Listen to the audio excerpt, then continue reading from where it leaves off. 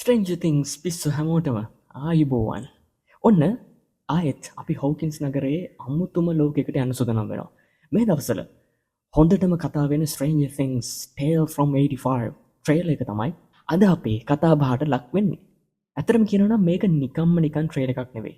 මේක අපි නැති කරගත්ත, එහෙම නැත්නම් අපිට පහුවෙච්ච, එහෙම නැත්නම් අපි හිටියේ නැති කාලෙක, ඒ කියන්නේ 1985 කියන කාලෙට ආපහු යන්න ලැබිච්ච ටයිම් මැෂින් එකක් වගේ කියලා තමයි මට නම් හිතෙන්නේ. ට්‍රේලර් එක පටන් ගත්ත ගමන් ඔළුවට එන්නේ සින්ත් මියුසික් එක. අනේ ඒක ඇහෙනකොට ඇඟේ හිරිගඩු පිපෙනවා නේද? 1980 ගණන් වලටම ආවේනික වෙච්ච ඒ චිල් සහ මිස්ටරි ගතිය මේකෙත් තියෙනවා. අපිට මතකයි සීසන් 3 ගිම්හාන කාලේ වර්ණ කොච්චර දීප්තිමත්ද කියලා. මේ ට්‍රේලර් එකේ තියෙන්නේ පැස්ටල් කලර්ස් සහ නියොන් ලයිට්ස් වලින් පෙරිච්ච ලස්සන දර්ශන ටිකක්. ඩස්ටින්ගේ අර සුපර්ඩෝකී කැප් එක වගේම මැක්ස්ගේ බ්‍රයිට් විලාසිතා ආය අපිට දකින්න ලැබෙනවා. මේක නෙට්ෆ්ලික්ස් එකේ තියෙන අනිත් ඩාර්ක් කතා වගේ නෙමෙයි. මේක තියෙන්නේ වෝම් ග්ලෝ එකක්. කිව්වොත් හරියටම හරි.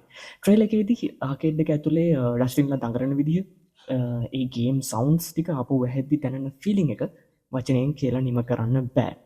මේක අපිට මතක් කරලා දෙනවා Stranger Things කියන්නේ Dungeons Dragons වලින් පටන් ගත්ත ග්‍රීක් කල්චර් එකේ කතාවක් කියලා. මේ කතාමාලාවේ හදවත තියෙන්නේ මිත්‍රත්වය මතනේ. ට්‍රේලර් එක දිහා බැලුවාම ඒක පේනවා. මේකේ වැඩිපුරම අවධානය යොමු කරලා තියෙන්නේ the original party එකට. ඒ කියන්නේ මයික්, විල්, ලූකස්, මැක්ස් සහ ඩස්ටින්ට. මේකෙන් වෙන්නේ සීසන් 3 එකේ ලොකු සිදුවීම් වෙන්න කලින් ඒගොල්ලෝ අතර තිබ්බ පොඩි ගැටුම්, රහස් සහ ෆනි මොමන්ට්ස් පෙන්වන එක වෙන්න පුළුවන්. උදාහරණයක් විදිහට මයික් සහ ඉලවන්ගේ සම්බන්ධතාවය තවදුරටත් ගොඩනැගුණු හැටි. එහෙමත් නැත්නම් මැක්ස්ට ඉලවන් එක්ක තියෙන බැඳීම තවත් ශක්තිමත් වෙන හැටි මේකේ පෙන්වන්න පුළුවන්. මේ ෆ්‍රෙන්ඩ්ෂිප් ගෝල්ස් ආයේ දැකීමම මාර වටිනවා අතරම. ඒ වගේම අපේ හොපර් සහ ජොයිස් ගැනත් ට්‍රේලර් එකේ පොඩි ඉඟිත් තිබුණා. 1985 කියන්නේ ස්ටාර්කෝට් මෝල් එක සිද්ධ වෙන කාලේ නිසා මේ කතාවෙන් ඒ මෝල් එකේ වැඩ පටන් ගන්න කලින් සිදු වුණු සිද්ධි කීපයක් පෙන්වයි කියලා අපිට හිතන්න පුළුවන්. ඒ කියන්නේ ස්ටීව් සහ රොබින්ගේ ස්කූප් සහෝයි වැඩේට කලින් එයාලා කොහොමද හිටියේ කියලා දකින්නත් අවස්ථාවක් ලැබෙයි කියලා අපිට හිතන්න පුළුවන්. අපි කොච්චර ආකේඩ් වල දඟලමින් හිටියත් හැමෝටම මතකයි හෝකින්ස් කියන්නේ අප්සයිඩ් ඩවුන් එකට තියෙන දොරටුව කියලා. මේ ට්‍රේලර් එකේ අවසාන තප්පර කීපේ තිබුණු දර්ශන තමයි අපේ හાર્ට් බීට් එක වැඩි කරේ. ට්‍රේලර් එකෙන් මයින්ඩ් ෆ්ලෙයර් වගේ ලොකු සතෙක් පෙන්වන්නේ නැහැ. ඒත් අඳුරු අමුතු පරිසරයන් සහ සීතල විදුලි සංඥා පෙන්වනවා. ඒ කියන්නේ මේ කතාවේ තියෙන්නේ ලොකු සටනක් නෙවෙයි. නමුත් අප්සයිඩ් ඩවුන් එකේ වෛරසය කොහොමද ආයෙත් හෝකින්ස් වලට රින්ගන්නේ කියලා කියන ක්‍රීපි විස්තර ටික වෙන්න පුළුවන්. ට්‍රේලර් එකේ තියෙන සස්පෙන්ස් එක මාරම වටිනවා. එක්කෝ ඉරපායපු දීප්තිමත් දවසක්, ඊළඟට අප්‍රේම ළමයි ටික බය වෙලා හැංගිලා දුවනවා.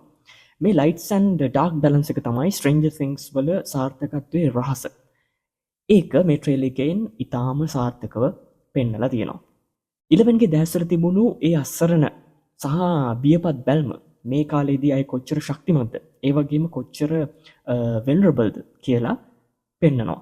ඒ දර්ශනය අපේ හිතේ ලොකු ප්‍රශ්නයක් ඉදිරි කරනවා.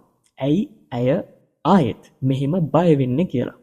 ඉතින් මේ Tales from 85 ට්‍රේලර් එකෙන් අපිට ලැබෙන්නේ පැහැදිලි පණිවිඩයක්.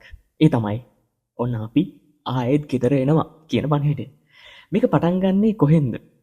අපේ යාළුවෝ කොහොමද එකට හිටියේ සහ ඒ අවුරුද්දේ මොනවද ඇත්තටම වුණේ වගේ මේ කියන දේවල් වල ගැප් ෆිල් කරන්න තමයි මේ කතාව එන්නේ කියලා මට නම් හිතෙන්නේ.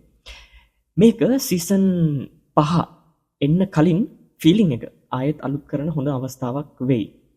අපේ සීන තවදුරටත් තියාගන්න Stranger Things ගැන. ඔන්න ඕක තමයි Stranger Things Tales from 85 trailer ගැන මට තියෙන පුංචි අදහස.